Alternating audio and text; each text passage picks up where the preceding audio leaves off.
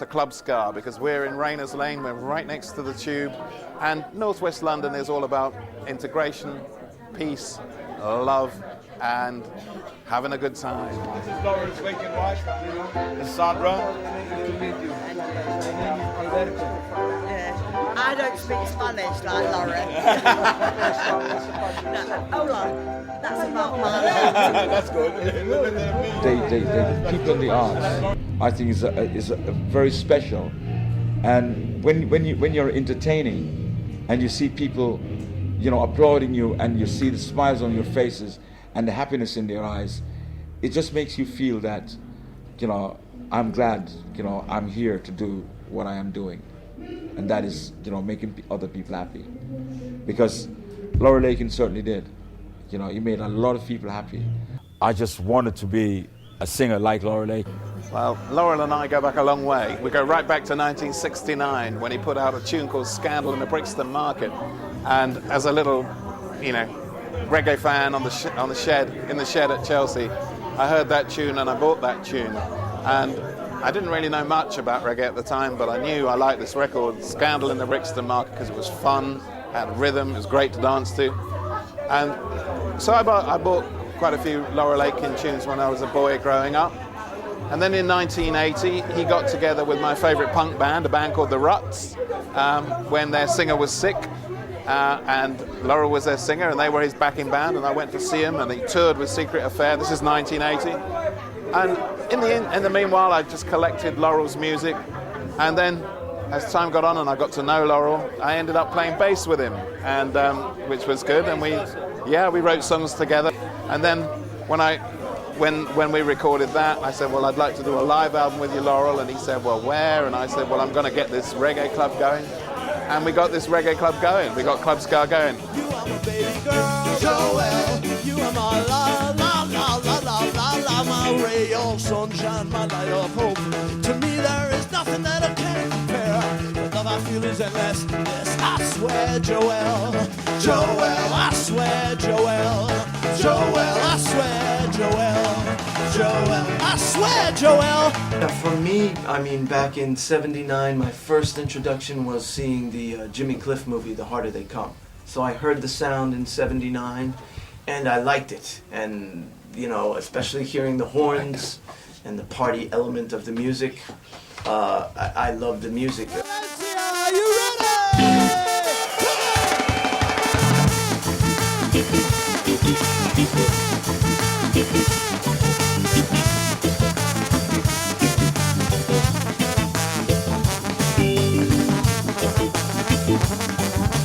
Me pasó lo mismo que pasaba en Londres en el 77-78, pero 5 o 6 años más tarde. Mi influencia del reggae, claro, venía por la influencia... yo con 15 o 16 años era punky total, y con mi cresta, mi historia, la chupa, y con todos mis amigos, y escuchábamos, claro, Sex Pistols, Clash, claro, que directamente te pones en contacto con el ska, Specials y un montón de música que les influencia, y llegas al reggae.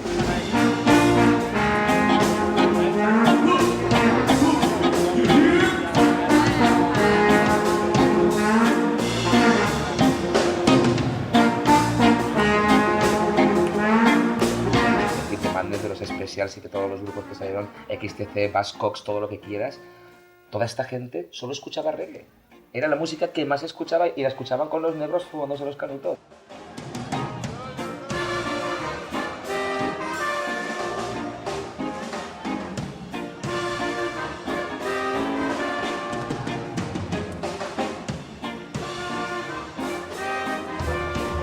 Well, remembering the old times is the days of the Scatterlights.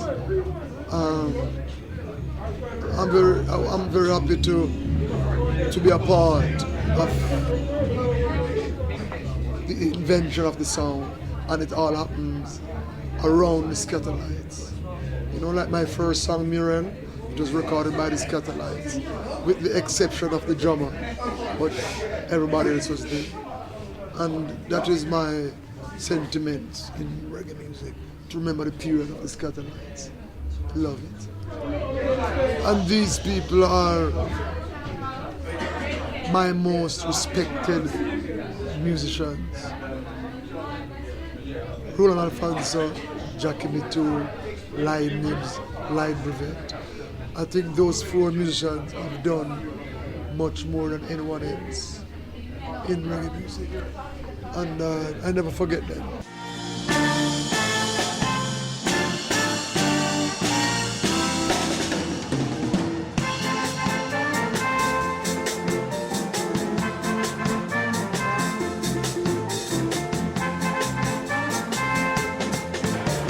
You know, it started with the Scatterlights, and it's a good feeling to know that now, although reggae is there presently, it's still accepted.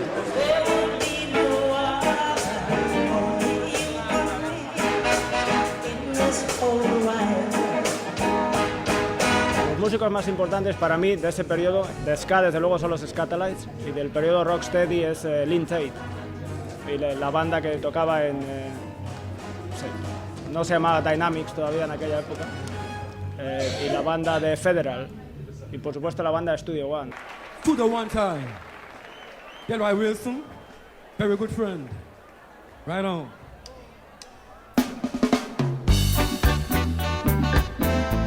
I'm in a dancing mood. Woo!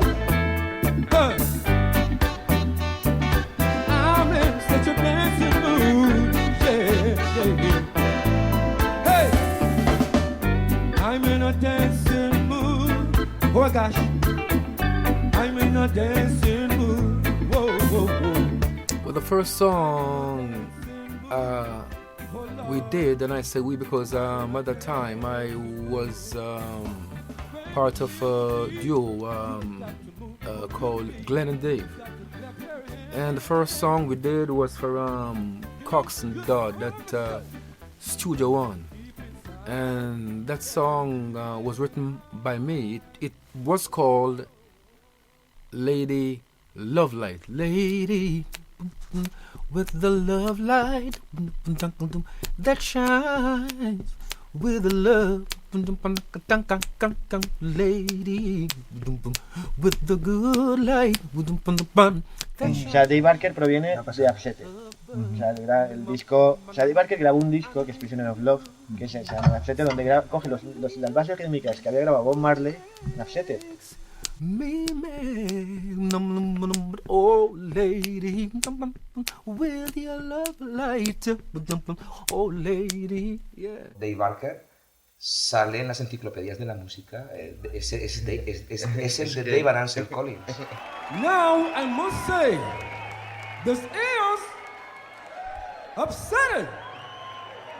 Sharks are mighty. Hit me, band. Come on. Move it. Work it. Come on.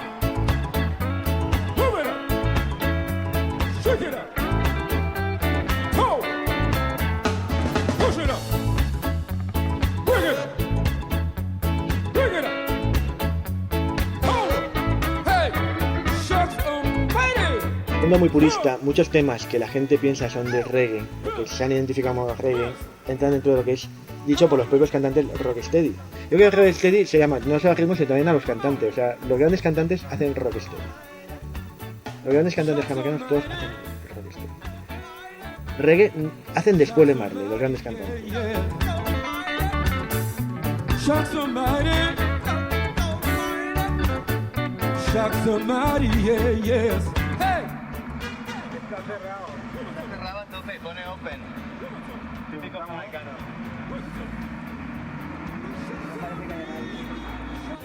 Right. Where you from? Spain. Okay. Oh, yeah. Don't remember now. That CD, reggae, jazz or something. Yeah. Okay. No, I'm alright. Look at my friend, Zero Cross the Road. Yeah. Londres es como like a melting pot. Es una olla a presión de artistas que reproducen el ambiente jamaicano en cualquier rincón, llueva, haga frío, o sean las condiciones más duras de Europa. Entonces, la suerte que tenemos con este tipo de gente es que el ritmo es jamaicano en su propia vida y venimos a cualquier hora fuera de lo programado y tenemos estas experiencias enriquecedoras que de hecho vamos a intentar completar con una grabación de Alberto en el estudio con ellos. O sea que yo estoy satisfecho de este... Cuando encuentras con gente que habla el lenguaje del jazz, o el lenguaje del soul, o el lenguaje del reggae, la comunicación siempre es buena, porque es el lenguaje que nosotros hablamos, no importa el idioma, importa la música y el feeling que puedas encontrar con la gente.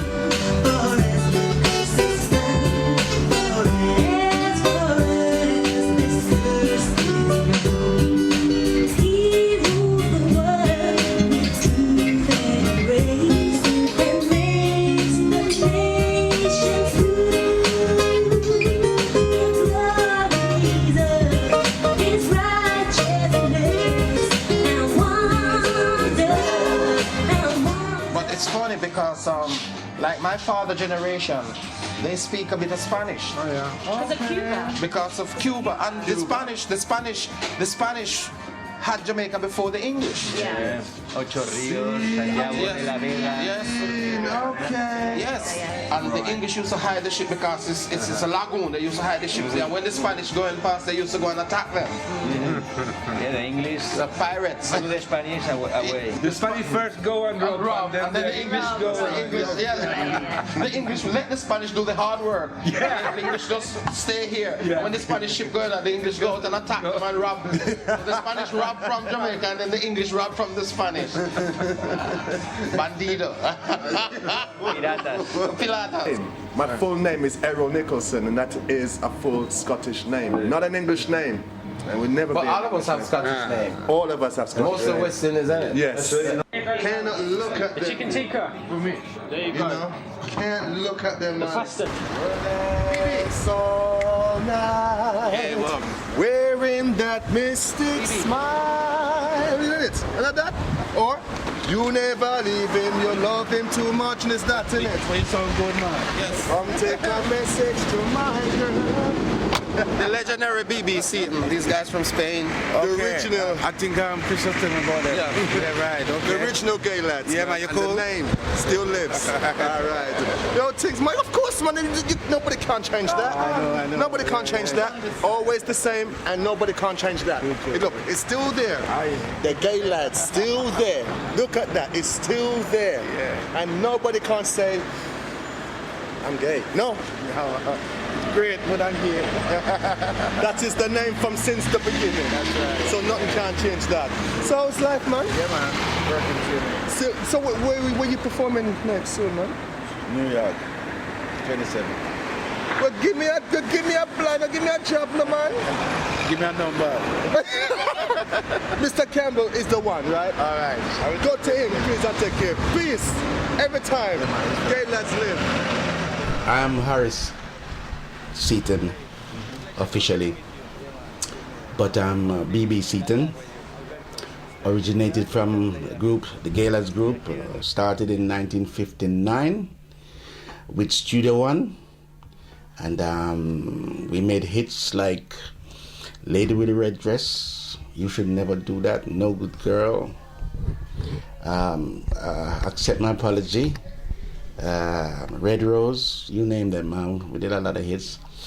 And then we actually started from the ska period. But in those days, the songs weren't being played on the radio because of the politics of the system, I should say. And yeah, we enjoyed being at Studio One. It was a pleasure meeting Sir Coxon, God rest his soul now, he's dead. And Jackie Me Too, who I actually introduced to Studio One. Mm-hmm. And during my period at Studio One, I used to be the A&R man for about 4 years.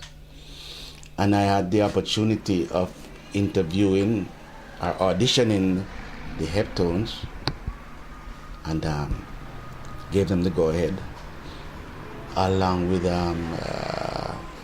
Lloyd Parks as the Termites. Mr. Beckett's original.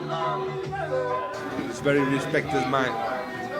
Él hizo toda la tienda y su hijo está ahora a cargo de ella. Well, my dad came to England in 1960, and when he came, he brought Jamaican music, like the really early recordings, very first, and obviously American rhythm and blues, which him and Coxon used to play on the sound. He used to just sell records amongst his friends so that it spread a bit more, and then he had more people to sell records to, and Coxon used to send stuff from Jamaica to him or ship them, and that's how he built it up until he opened the shop in 1972. And when you look at the rock bands in England, from U2 to Oasis to Blur, all those guys collect big reggae. You know, going back to the Who in the 60s, they collect reggae. They used to live in White City, which is in this area just over there, and they used to come and buy Studio One from my dad, UB40, the Clash, the Specials. Those are all customers who have come to the shop over the years and have bought Studio One music, and obviously they get influenced by it, from either ska, rocksteady to 70s reggae from Joe Gibbs. Going up, they are heavily Lee Perry influenced by reggae.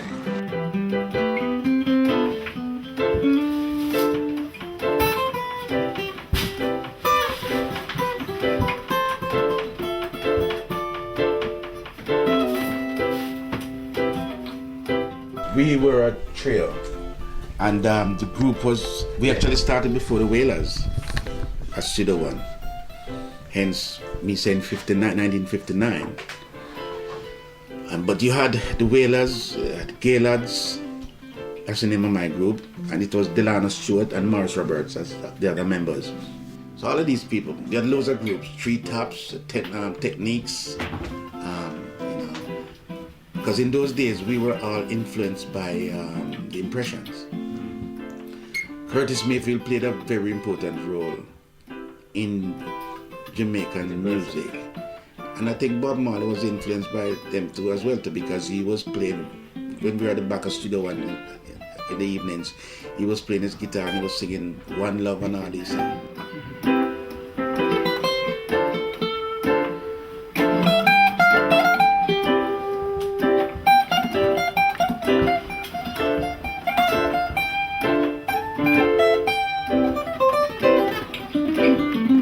When we were growing up, you know, most of the singers like Ken Booth, you know, Alton Ellis, you know, we're all listening to American singers, you know, and the American singers had, you know, a lot of influence on us, because we were actually learning from the Americans, you know, in every way. It was a learning process, really, and they were doing the same dances like the Blues Busters, you know, they were singing like Sam and Dave, and they were doing the same movements. And we're dressing the same way, American style. You know, also away from dressing, you know, the sound, everything. We wanted to sound Americans.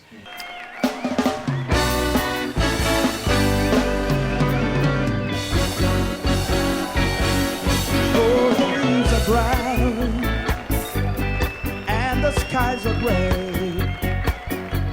I took a walk on a winter's day, as I said before, if I was in LA, California's dreaming on such a winter's day. When I recorded California Dreaming, we used to go to the studios, to Cox and Dodd studios, like every day. It was like a job. There was a song popular on radio, and Cox and Dodd heard that song and he liked it. He would choose a singer who he thought that song would suit, that voice. So I was fortunate, you know, when I heard the Mamas and the Papas, you know, and Mr. Dodd came in one afternoon and he said, "Winston, I've got a song for you, which is going to make you a hit."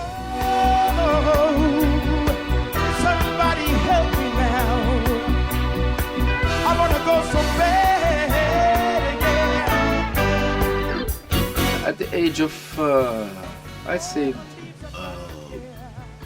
14, 15, you know, I was intrigued with James Brown. You know, I went to see his film and how he danced, how he sang, please, please, please, please, baby, please. I was intrigued, you know, and boy, I tell you, I don't know, I just eventually started singing like him. And at times I would even sound like Chuck Jackson, you know, and at times I would just sound like various. I found out that I could change my voice to sound like whosoever I wanted to sound like. Even Tom Jones. My, Delilah, you know? Yeah, but big. When them times as a lad I was strong because I used to do a lot of exercise and so forth, you know? You know, yeah. Here we go. Hey, because I am the magnificent. W-O-O-O. You hear? You hear? You hear? You hear? Oh! A good gosh. Too much I like it.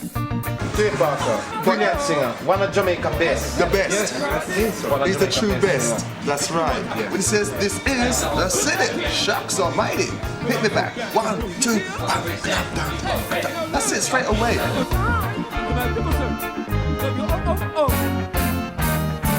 Hey, and I'm sorry. I'm about shocking on to you. Instead of coming on strong. Woo! Hit it! Bitty McLean, you know Bitty McLean? No, I have to speak to him. I'm keeping a show in New York. This song's called Wrangling on Bond Street, and Bitty wrote this song to it. This has never had a singing version. It was just an instrumental, and he wrote a song. He wrote some lyrics, yeah. Because he wrote some of them, yeah. Most of them.